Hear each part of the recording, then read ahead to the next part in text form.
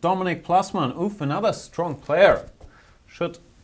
I should tweak my system a little bit so I get weaker opponents. But what are you going to do? This makes for hopefully more interesting viewing as well. 2-4-52 Dominik Plassmann from Germany. And I'll go for the move knight f3. I've been playing too much 1d4 today so far. Let's see if Mr. Plassmann is there. And yeah, there he is. He plays e6. Flexible move, could lead to anything. I'll play c4, which is just as flexible. And see where this game takes us. He goes f5. He's kind of hinting at maybe wanting to play a stone wall. And in stone walls it tends to be useful not to commit to d4 too early.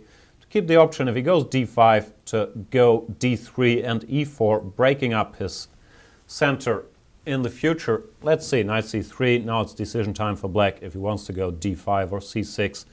Or if he wants to play a setup with d6. Where I have to admit I'm not a big expert. This classical Dutch, I always thought white has to be better at that. Then I would go d4.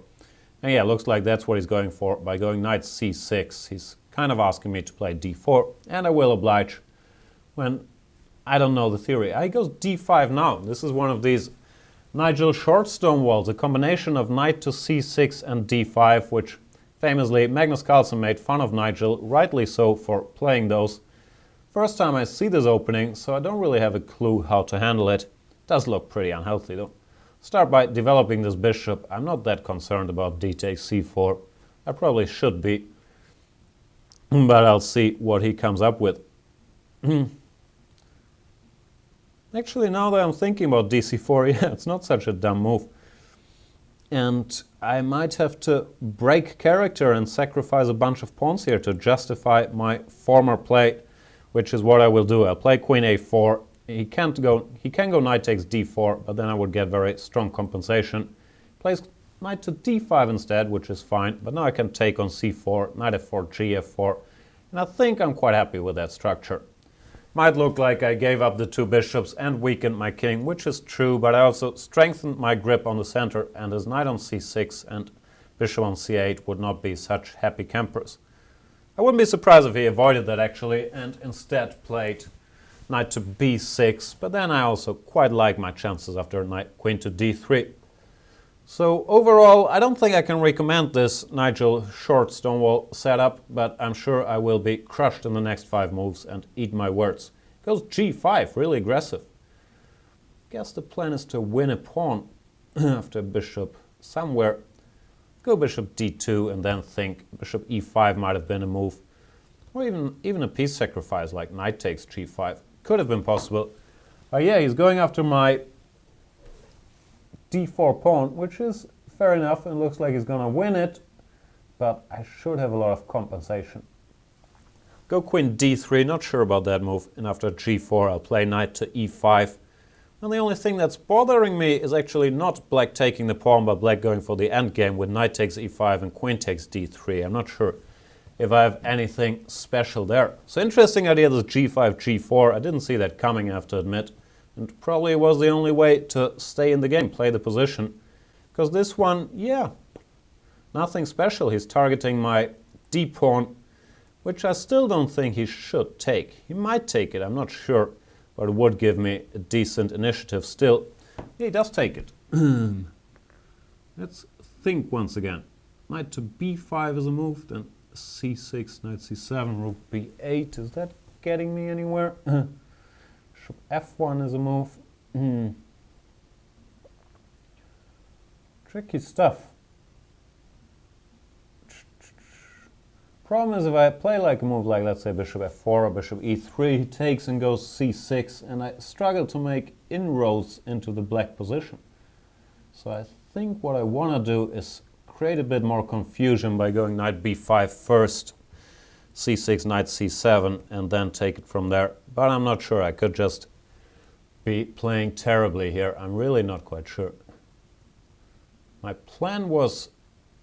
Oof, this is complicated. My plan was after c6, knight c7, rook b8 to go bishop e3 in order to, after rook takes d1, immobilize this knight. But he plays what could very well be a much stronger move, bishop to d7, just activating some pieces. Knight c7, rook c8, What am I doing? Am I being crushed here? I have a feeling I'm in trouble. Probably my spider sense is right. Next problem is, if I am right about being crushed, what do I do about it? Knight c7, rook c8, let's say rook ac1, but it all looks very clumsy, and black has bishop to d8. Problems. I can play bishop takes b7. Not sure I like that either. Not sure I like anything about my position. I'll start with a4, which is a typical. I don't like any other move, so I'll bang this one out in panic because I'm low on time.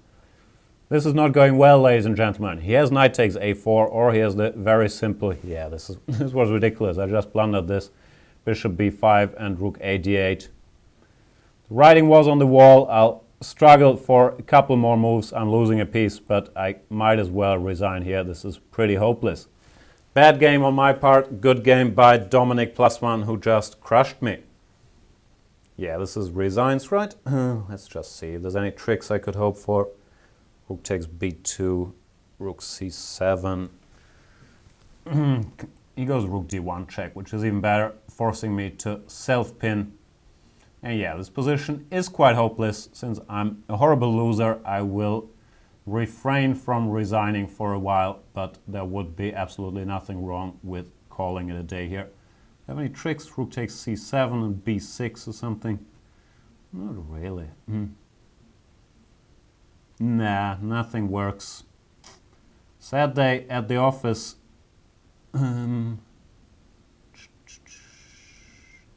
No, I can't see anything. I'll resign. Good game by Dominik Plassmann. Terrible game by me, especially the move a4, where I should have calculated there were some options with bishop takes b7 or knight takes c7, but clearly it went wrong earlier already.